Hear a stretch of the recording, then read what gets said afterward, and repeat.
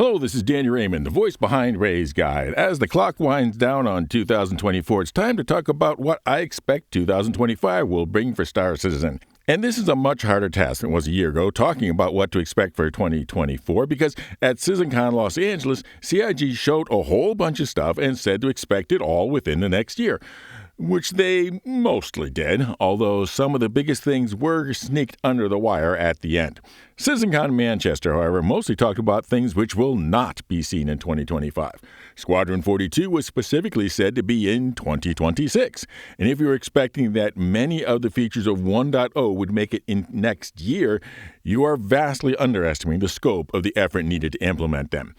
What we may be seeing, however, are some of the limited precursors of those features making appearances later in the year, so the challenge is seeing from that far-off promise what the limited precursors will be.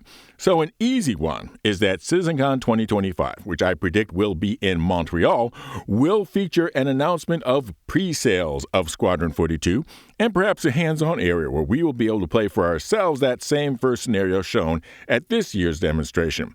With the opening of pre-sales, we will also likely see some sort of firmer answer as to when in 2026 we will see Squadron 42. My prediction, it will be following the big launch event of CitizenCon 2026. The reason is simple. You want about a year of pre-sales of a AAA single-player release. So let's return to the near term. In just a couple of days, the full CIG staff will return from the holidays and begin digging into all the problems that have occurred with having a 4.0 build up for over a week uninterrupted, which are plenty. So expect a nearly daily patch parade, including possibly, if they want to pretest some of them, officially designating 4.0.1, 4.0.2, etc. If these contain anything other than bug fixes, it will be mission types that used to be in the game but are now missing. Because what the 4.0 preview really has taken a step backwards in is mission content. I tried to introduce a family member to the game, and it was very frustrating with the lack of new player opportunities with a genuine startership, even in Stanton.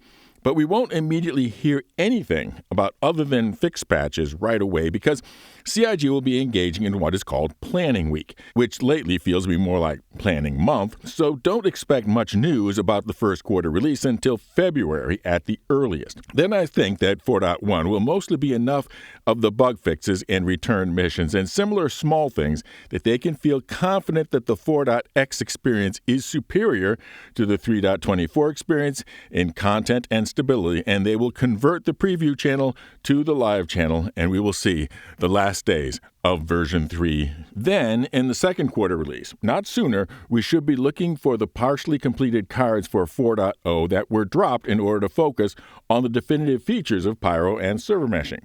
Specifically, this will mean engineering, charge and drain, repair, firefighting, etc.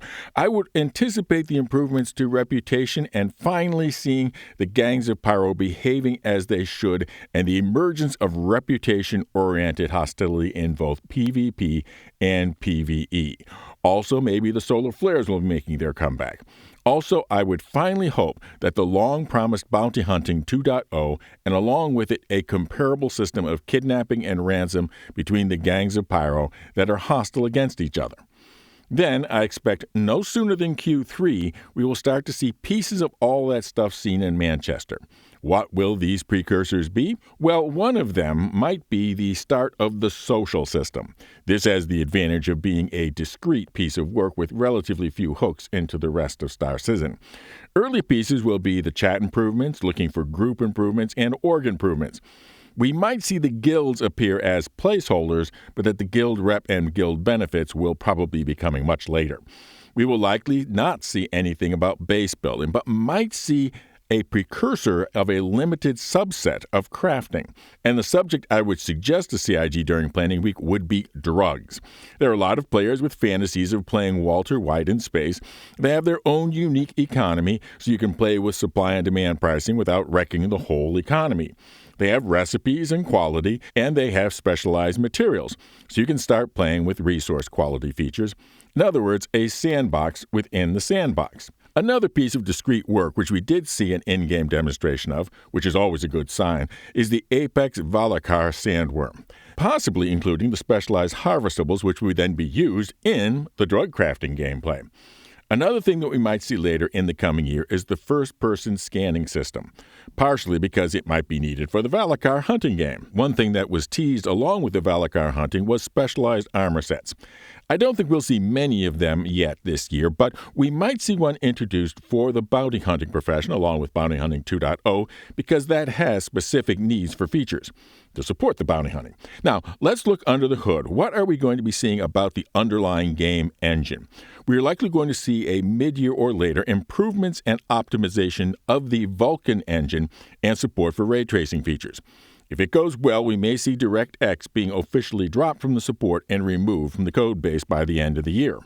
We might see StarEngine repositioned as a framework of O3DE rather than a fork from Lumberyard. This may better present it as being open standards based and may make it easier to incorporate other O3DE extensions.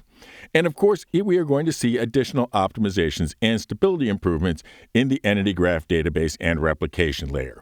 With those optimizations, expect to see tests of larger user counts and number of servers in a shard. Typically, this will need to involve shutting down a shard or a region, which will be a nuisance to expect next year. But then, possibly during the later part of 2025, something will happen, possibly without anybody noticing. And that is that they will change the number of servers in a shard up or down without taking down the shard. They will decide the current server's area of authority needs to become 2 areas of authority, or 2 servers on the areas of authority need to be merged into one. And I predict that the first time they try it, it will crash horribly. Because, of course, it will. But when it doesn't, it will be the quietest huge step ever because it will be manual dynamic server meshing. And once they have the ability to do it manually, the only thing they need is an algorithm as to when and where it should be done automatically. And we have a genuine dynamic server mesh. And continuing along the lines of server meshing, sometime during this year, they will need to do something about the Seattle shard problem. For those unfamiliar with it, what I call the Seattle shard problem is that right now it's easy to launch new shards when demand is increasing, but what do you do when shard populations lag at slow times or when events end? There are only 2 ways of approaching this. The first would be able to take the slack times to merge low population shards, but that is a can of worms regarding contradictory persistence between the shards being merged. The other is at peak times to have a system of main and overflow shards, that you can voluntarily to choose to enter the overflow shard if there is a long queue for the main shard. If you're in an overflow shard, persistence only happens for yourself, items on yourself, items in your hangar, and items in storage. So be careful of your gameplay goals in that overflow shard. Also, an area of persistence, hopefully a high priority, should be addressing the problem of logout on multi-crew ships. We are likely going to be seeing even more of them in the game with the arrival of engineering gameplay and more large ships. So they really should be at the top of the whiteboard during planning week. Which brings us finally to whether we will see our 3rd star system, Nyx, this year. Nyx, fortunately, is small, and it did look well developed at the Manchester CitizenCon. But with so much work still to be done with fleshing out the Pyro experience, I would not expect it sooner than next Christmas. But that would make 2025 happy indeed. Now for an update on our giveaways. First, we have the annual IAE giveaway next year for the shiny stainless steel series shipping ship, the Starlancer Max, a special giveaway for the captain's member of a pair of VKB Gladiator NXT joysticks, and also the Grow the Channel ship giveaway for the winner's choice of either the marvelous multi-role multiplayer mining meta, the Arasta, or that brand-new Big Barks Bargain Bazaar, the Merchantman. 1 entry per video, be a member for automatic entry, or subscribe and comment with the secret word. And the secret word for this video is what happens every year inside CIG during January. Fly safe, keep it real, and I'll see you in the verse. This is Daniel Raymond for Ray's Guide.